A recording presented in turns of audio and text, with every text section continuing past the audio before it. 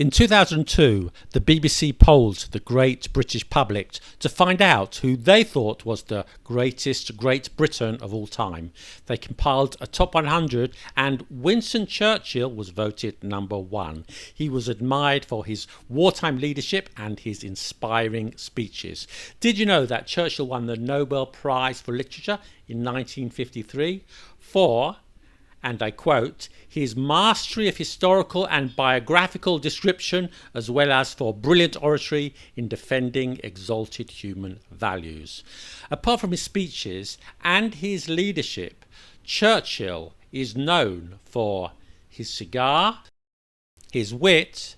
Lady Astor was supposed to have once said to him, "If I were married to you, I'd put poison in your coffee." To which Churchill replied, "If I were married to you, I'd drink it." And as any aspiring English writer who's ever sharpened a pencil will tell you, his love of Anglo-Saxon words. When he wants really to punch through into people's imagination, the best English speakers, he uses short Anglo-Saxon words. Churchill wrote about this. He said, in English, the oldest words, the Saxon words, are the ones that strike deepest. Spoken that on purpose. All of his speeches, he would go through and remove the words. He would go through and change them on purpose to remove the French and Latin words. Yes, that's right. He loved short, snappy Anglo-Saxon words rather than elaborate Latinate ones, didn't he? Didn't he? I believe that myself. In fact, I mentioned it in a previous video I made a few years ago where I discussed his "we'll fight them on the beaches" speech. More about that in a moment. However, recently, while doing research for a video on a completely different topic, I went down a rabbit hole. And while there, I found out, much to my surprise, that there was something fishy with the story. Let me show you how. Okay, well, let's start with Churchill's famous "fight on the beaches" speech. Let me say it for you. We shall fight on the beaches, we shall fight on the landing grounds, we shall fight in the fields and in the streets, we shall fight in the hills, we shall never surrender. As many have pointed out, including myself. Now, there's only one word in that lot that is of Romance or Latinate derivation: surrender. The French word in that entire speech is surrender. Really? Churchill only uses one word of Latin origin, and that's surrender, which is from French. Is that right? Perhaps we should check the etymology. In fact, there are two words of Latin origin in that speech. The other is street. The word was brought over by the Romans centuries before the Anglo-Saxon invasions. It comes from the Latin word strata and cognates with the Italian word strada. Well, two, not one. Okay, big deal. That's an oversight, you might think. But there is more. Let's zoom out. And if we look at the whole speech, it tells a different story. Let's just look at the sentence immediately before. We shall fight with growing confidence and growing strength in the air. We shall defend our island, whatever the cost may be. Well, confidence, air, defend, cost are all words of French origin. Surrender is not the last word in the speech. It continues. Pause the video if you wish to read it all, but even a quick glance shows you that it's laden with words of French origin.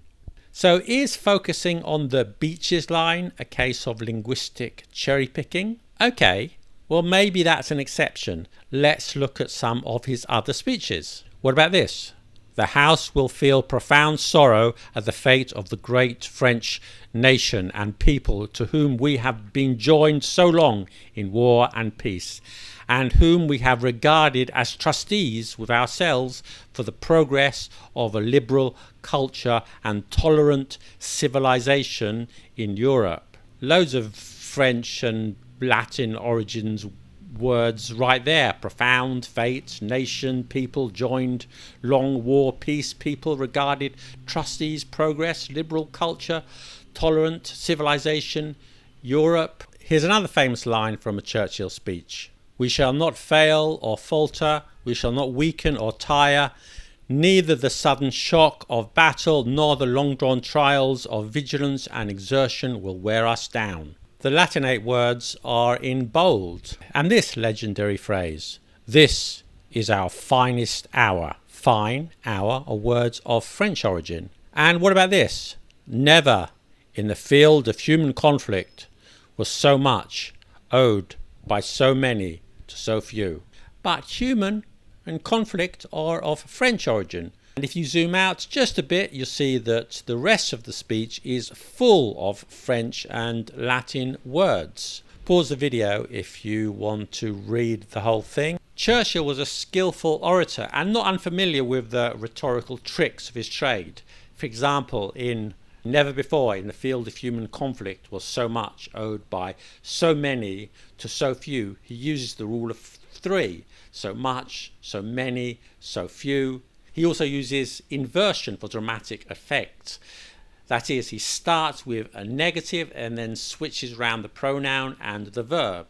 To give you another simple example of this, my example, not Churchill's, by the way, "I have never been so amazed." Yeah, okay, that's fine, but for dramatic effect, you use inversion. "Never have I been so amazed." Sounds punchier, doesn't it? But surely Churchill said himself that he preferred short Anglo-Saxon words. A famous quote from Churchill is this: "My method is simple. I like to use Anglo-Saxon words with the least number of syllables." But where and when did he say this? It doesn't appear in any of his speeches or writings. It first crops up in an anecdote reported by Leonard Lyons from the Detroit Free Press of May the 26th, 1943. Let me give you the full quote. Some of Winston Churchill's friends were comparing his manner of speech with that of Madame Chiang Kai-shek. Anyone who paid attention to that distinguished lady's addresses must have been struck by her remarkable mastery of erudite and recondite terms which most English-speaking people never learn. It would have seemed unusual for a well-educated American, to say nothing of a foreigner. In contrast, however, Sir Winston was quoted as saying, "My method is simple. I like to use Anglo-Saxon with the least number of syllables." So his friends asked him to explain how his English was different to Madame Chiang Kai-shek, and it got reported in a Detroit newspaper. Call me a nitpicking pedant, but I don't think that's a reliable source. There is a 1966 article where I got that quote from, which I found online, and it's by Professor Louis Foley of the Babson Institute in Massachusetts. In the paper, he debunks the Churchill Anglo-Saxon myth almost 60 years ago. So yeah, I'm late to the party, and I'll put a link to his paper in the description if you want to read the whole thing. But did Churchill say that? I must admit, I'm more than a little sceptical. Look at the words he used, and if you do, it makes no sense. Method, simple, use, Anglo-Saxon, number, syllables are all words of French or Latin origin. The sentence itself sounds like the words of a baguette-carrying Frenchman with a beret and a stripy top who's just stepped off the boat in Dover, and is literally translating word for word from French to English. Ma méthode est simple. J'aime utiliser des mots anglo-saxons avec le moins de syllabes possible. Pardon my French. So why would Winston Churchill explain his love for short Anglo-Saxon words by saying a long-winded sentence full of Latinate ones? It doesn't make sense. And interestingly, a few years later, a slightly different version starts to appear. Short words are best, and the old words, when short, are best of all. The earliest reference I find to this quote is from 1955, referring to a speech of 1949. But once again, I can find no record of the original source. Did he say it? Maybe, but I can't find it in any of his writings. Maybe you can help out. But perhaps this quote has been misattributed to Churchill, when in fact it sounds very similar to something that George Orwell said, who wrote in his 1946 essay, Politics and the English Language, "Never use a long word where a short word will do." And even if Churchill did say that, he didn't exactly practice what he preached. Have you ever read any books by Churchill? I think that most of those who use and abuse this quote have not. Churchill used to speak in a thing called Anglish. So Anglish is where you remove all of the Latin and French words from English, where you just have Old English, base root Germanic words and Gaelic words. I haven't read that much, but I do own a copy of The History of the English-Speaking Peoples, and I've read several of the articles. And what strikes me when reading it is that the opposite is true. Churchill preferred long, elaborate Latinate words. Anyway, here's an example from the first page of Volume 4, taken at random, by the way. No cherry picking, I promise. I just opened book 4 and took the first couple of sentences to demonstrate how he writes. And I would say that they are typical of his style. Book 10, Recovery and Reform. The Victory Peace. After a generation of warfare, peace had come to Europe in the summer of 1815. It was to be a long peace, disturbed by civil commotions and local campaigns, but flaring into no major blaze until the era of German expansion succeeded the age of French predominance. That's not exactly short, punchy Anglo-Saxon, is it? Any writer who believes that the best writing is simple writing will not find confirmation of that in the works of Churchill. Never use a short word when a considerable number of verbose, multisyllable Latinate words will suffice. I guess that doesn't really look so cool on a tweet or a motivational poster.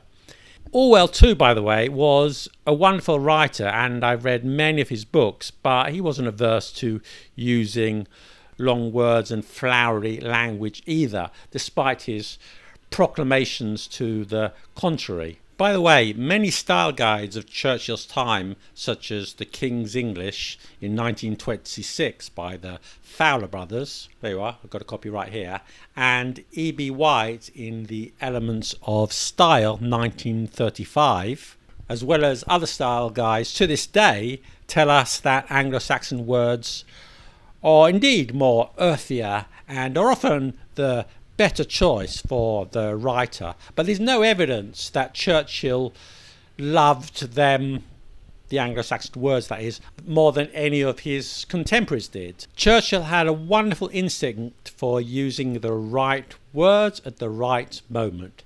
He wasn't sitting with an etymological dictionary by his side when he wrote his speeches. His aim was to rouse the British people at a time of war. He didn't care if a word came from Anglo-Saxon or French, as long as it was the right word, regardless of its pedigree.